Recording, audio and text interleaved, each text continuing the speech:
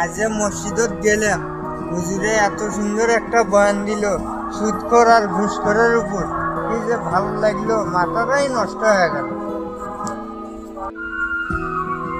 এত টাকা ঘুষ খায়া কি কি করলো, আর কি করবো? এই 20 টাকা আর খাবানি, যা খাইছি যাবো তার খামু না।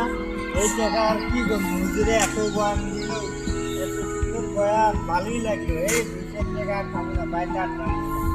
আর বাদ যাবই না, এই বাড়িতে আর যাবই না। কি রে, যা, এই বাড়িতে আর যাবই না। এই 20 টাকা আর খামু না।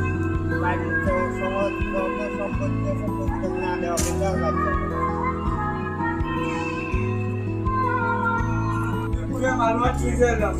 পাইলাম না, আমার আমার খাওয়া আমি খাই, তাই এলাকা বিয়ারে পাগল হয়ে গেল নাকি?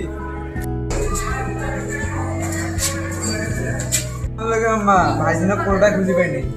ভাত খা।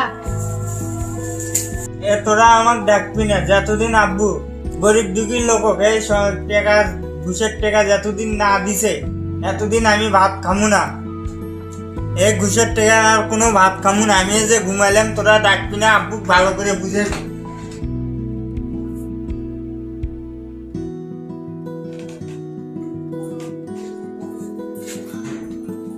ভাইয়া, ওটো ভাইয়া, তুমি আমার একমাত্র ভাই। তুমি না ভাত খেলে কি আমরাও খামু? তুমি ভাত খা, আব্বু বলে বুঝামো বলা।